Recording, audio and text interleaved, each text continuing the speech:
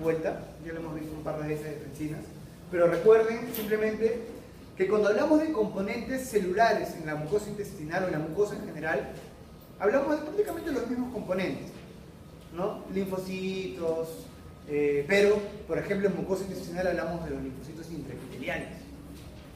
Hablamos de el epitelio cumple un gran papel inmunitario a nivel de mucosa. El epitelio es prácticamente una célula tan polifuncional que no solamente está relacionada a sus funciones propias del tejido donde se encuentra, sino que desde el punto de vista inmunitario, el epitelio también puede especializarse, como hemos visto, y producir mucus o capturar antígenos, no procesar, solamente capturar lo que hacen las células M. Entonces la célula M vendría a ser una célula muy propia del sistema inmune de mucosas, al igual que la caliciforme, porque secreta mucus. Y de ahí prácticamente son los mismos. Cuando hablamos de componentes no celulares, tenemos a...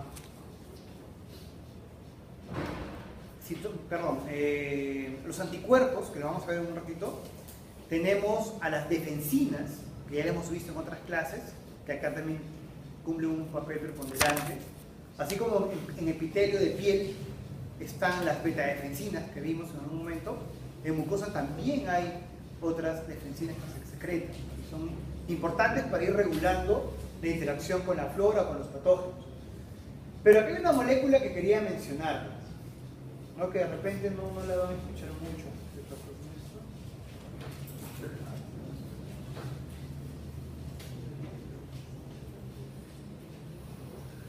Que son las mucinas. A nivel de la mucosa, ese mucus que es secretado por las caliciformes,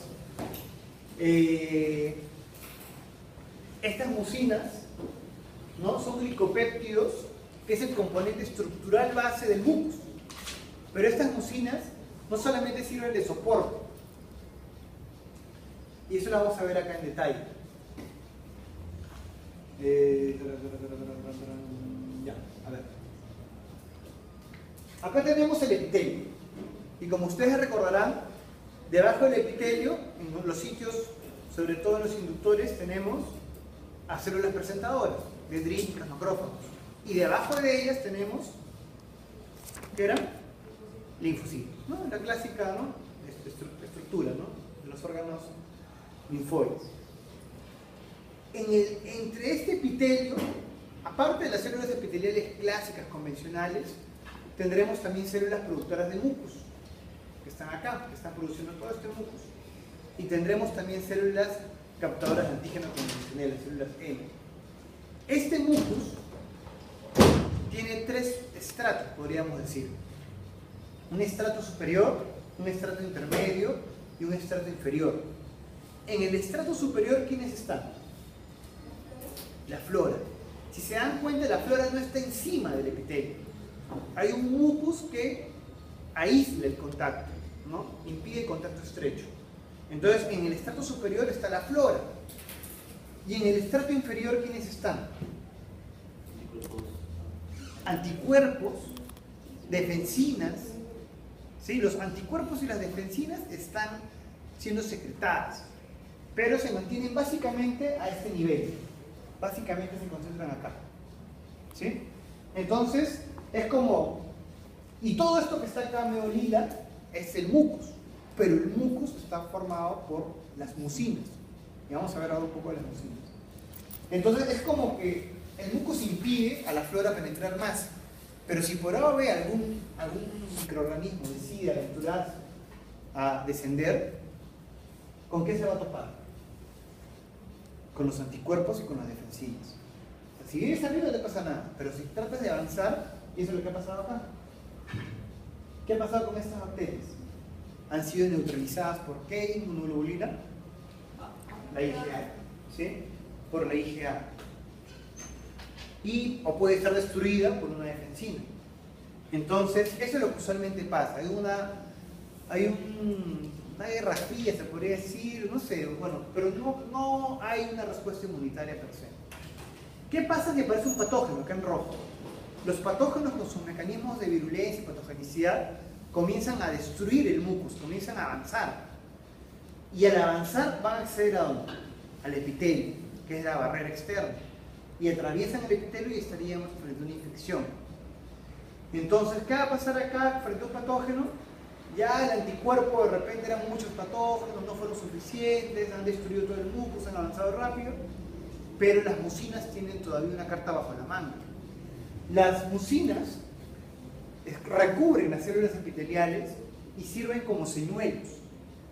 Hay cierta similitud con puntos de unión o de anclaje de ciertos patógenos al epitelio, y lo que hace el patógeno es se adhiere a las mucinas que recubren el epitelio, pero lo que no saben es que esta mucina luego se va a desprender. Entonces, de esta forma estamos, entre comillas, neutralizando también a los patógenos, y las mucinas están actuando ahí. No solamente son un soporte, sino que también están trabajando para impedir una infección.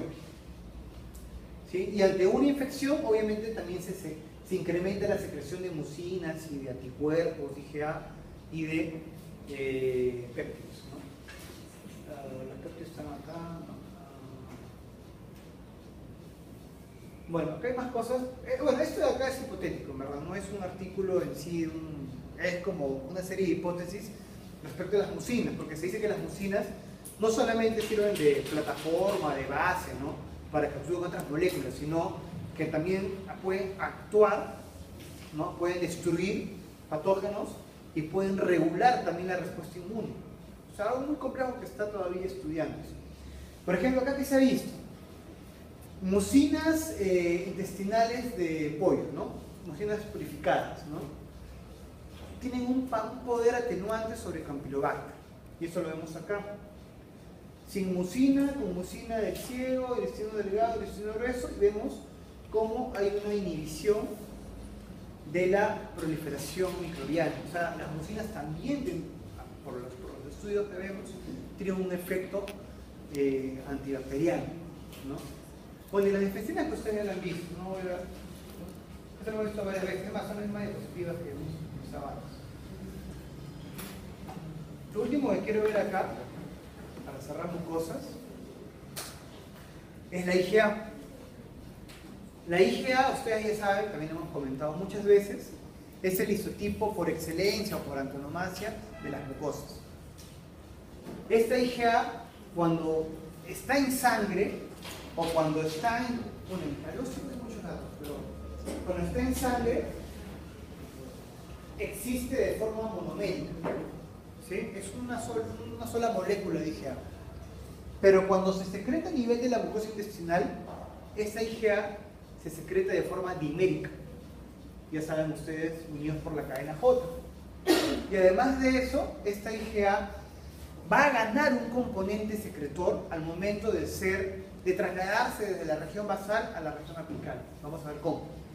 Y este componente secretor, como ya les había comentado también anteriormente, sirve como una especie de escudo para que esta IgA pueda actuar a nivel de la mucosa intestinal sin mayor problema. ¿Sí? Entonces las IgA secretadas en mucosa son diméricas y poseen un componente secretor, eso no se olvide. Y la IgA es una de las principales moléculas a nivel de las mucosas. Ese es el mecanismo de transferencia. Miren, acá tenemos a un plasmocito que a nivel de la mucosa, producto de hay una serie de eventos que van a conducir a ese linfocito B a que se diferencie en un plasmocito, pero en un plasmocito productor de IgA. ¿Sí? Hay una serie de moléculas que van a, por ejemplo, el mismo TGFB, ¿recuerdan que era el TGFB? El factor de crecimiento transformante beta. Ese mismo TGFB interviene en la diferenciación del linfocito B hacia un plasmocito secretor de IgA. Hay una serie de... el BAF, bueno, no es motivo de la clase, pero en ese microambiente de la mucosa se tiene lo necesario para que un linfocito B se diferencie en un plasmocito productor de IgA. El punto es que produce IgA dimérica. Y esta IgA dimérica se va a unir a un receptor que se expresa en la membrana basal de las células epiteliales. Este receptor que se expresa en la membrana basal se llama un receptor poli-Ig o polimérico, un receptor de inmunoglobulina polimérica, también le dicen, ¿no? Poli-G, digamos. Ese receptor poli-G se va a unir a la IgA dimérica que ha producido el plasmocito de la mucosa. Y al unirse de forma parecida al FcRn, ¿no? O sea, hasta cierto punto, ¿no? Inicia una transitosis. Se va a endocitar y va a viajar desde la región basal hacia la región apical. Y cuando llega a la región apical, simplemente lo libera como por un clivaje, hay una ruptura de este receptor. ¿Y qué es lo que le ha otorgado al momento de liberar a la IgA? ¿Qué es esto? Esto anaranjado con 4 dominios, ¿qué es?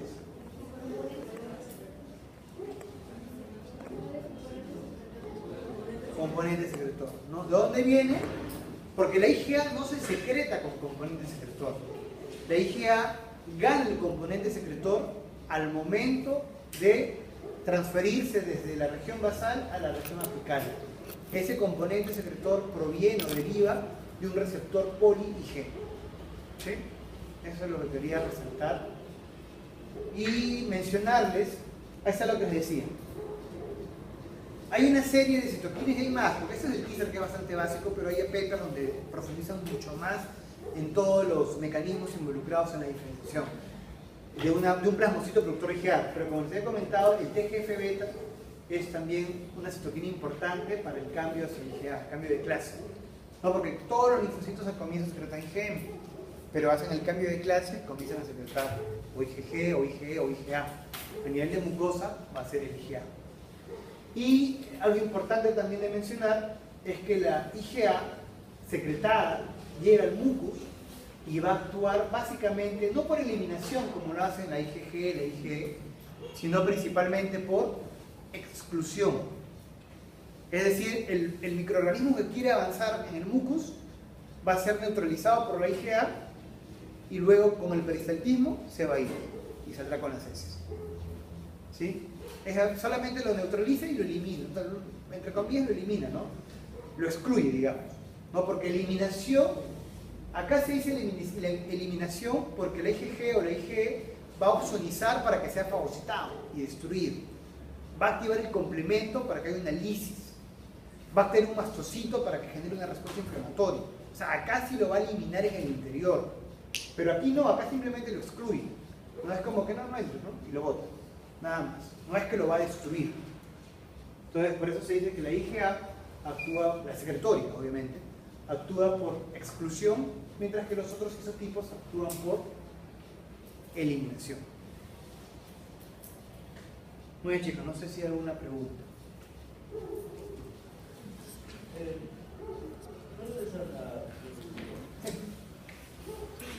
¿El componente de secretor tiene alguna función? Claro. El componente secretor es el escudo de la IgA cuando se encuentra en el lumen. Va a impedir que sea destruida proteolíticamente o incrementa su supervivencia, digamos. Es su función principal. Profesor, ¿había un componente que permitía que el plasmocito pasara a ser el plasmocito productor de IgA? El TGF-beta. Esa es la citoquina. Es una citoquina que ya es más o menos conocida, ¿no? Cuando hablamos de las citoquinas reguladoras, porque cuando hablamos de las proinflamatorias, ustedes ya conocen cuáles son, ¿no? Interleucina 1, interleucina 6, TNF-alfa, ¿no? Son las proinflamatorias. Pero así como hay proinflamatorias, tenemos citoquinas reguladoras, que podríamos decirles también antiinflamatorias. Estas citoquinas reguladoras son dos las más importantes. Está interleucina 10 y está el factor de crecimiento transformante, transformador, la forma que se traduce, beta, TGF-beta. ¿Sí? Son las dos principales. Estas dos, esta en mucosas trabaja mucho, porque es parte de la regulación de la homeostasis a ese nivel y es parte también del cambio de clase hacia un plasmocito productor de IgA. Entonces tiene una gran función.